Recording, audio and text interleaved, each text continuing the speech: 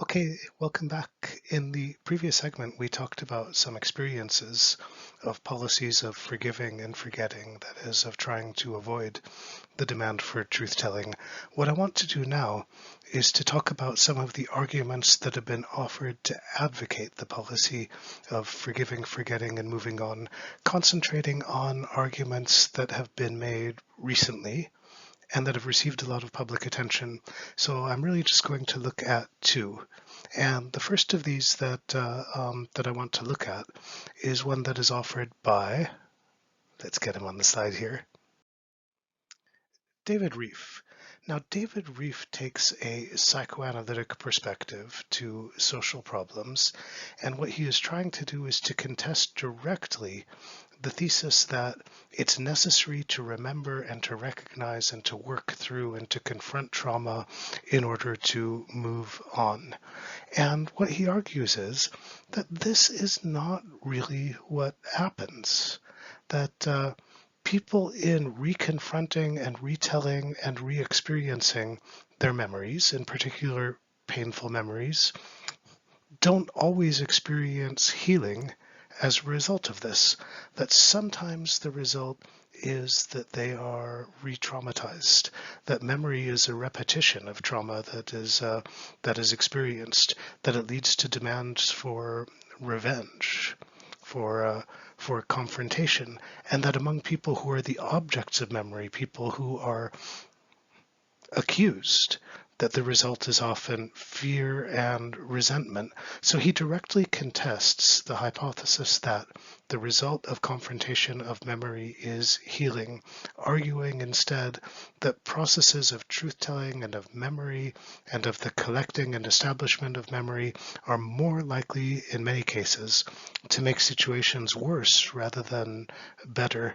We've got one quotation from here which I won't read out to you, but I will just pause a minute to give you an opportunity to read them without me talking over it before I move on to the next slide.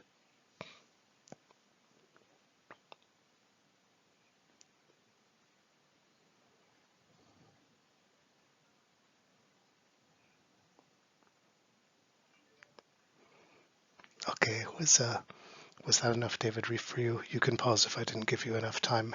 But I do want to move into the next idea, one that is offered also recently, and that comes from Leah David. And Leah David takes a sociological perspective. She is looking at processes in which projects of truth-telling were a priority, but she does it from a different perspective. She does not accept this psychoanalytic model that's proposed in a lot of the arguments for truth-telling, and instead argues that the project of truth-telling is an ideological model, that it's tied to an ideology of human rights that is connected to some other ideological projects, some of which are less appealing than human rights, including neoliberalism and the preference of one of the powerful camps of political and economic power in the world rather than another, but especially argues that what truth-telling does is it's not a process of establishing memory or of working out memory, but it's a form of standardization of memory and of imposing a version of memory and an interpretation of facts from above with the goal of creating a kind of social consensus of unity, but that in fact, when we look at these processes going on in practice, this is not the result that is achieved.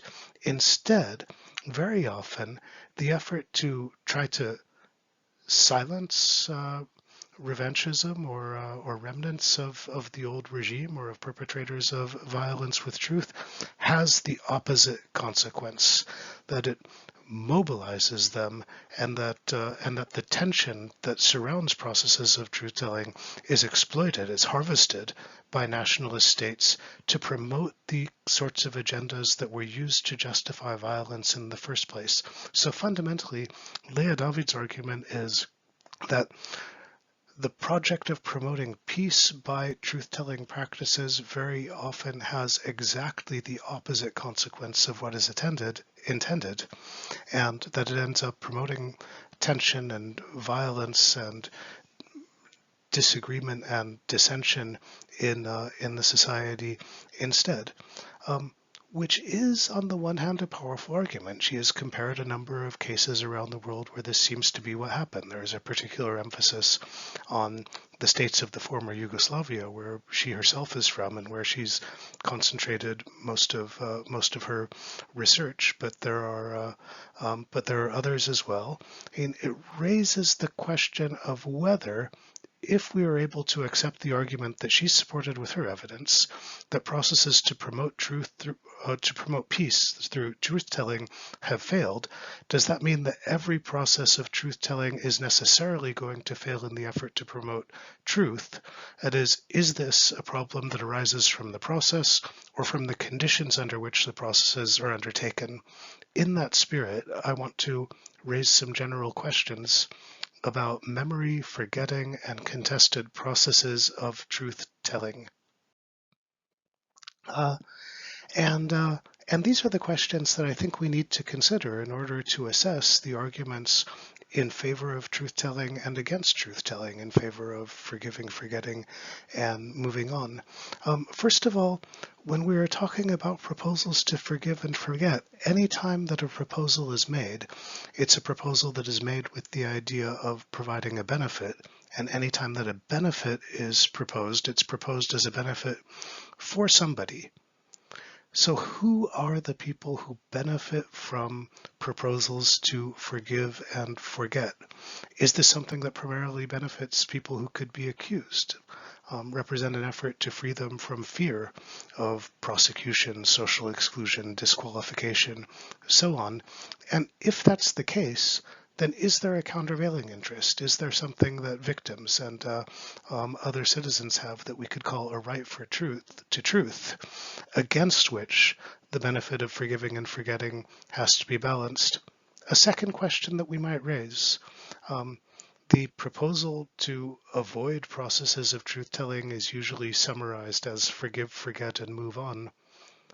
What about this proposal to move on? Is this a goal that is attainable? Can we think of societies that have actually moved on? Or is it possible that societies do not move on, that the things that are suppressed and forgotten in official discourse remain alive in some other ways? And then finally, third, I think that we need to encounter and confront the troubled character of this category of truth itself, and in particular, the risk that any time anybody tries to tell truth, what they are really telling is a selective version of the truth, a partial version of the truth, an interpretation of facts that adds up to truth that favors a particular party or a particular group in society. And if this is the case, how seriously does this risk need to be taken? Are there ways of overcoming it? So these are very large questions. I don't expect that we're going to be able to answer them in our discussion, but I think we may be able to address them. I'll look forward to discussing them with you in our session. And then to prepare you simply for the next session, we're going to remain on the troubled theme of truth and talk about what's been proposed in some environments as a conflict between the goal of telling truth and the goal of achieving justice. How well do these two goals fit with one another? Are they sometimes in conflict? And when they are in conflict, what ought we to prefer? So that's the presentation for this week. I will look forward to discussing all of these questions with you, and I'll have another presentation for you next week.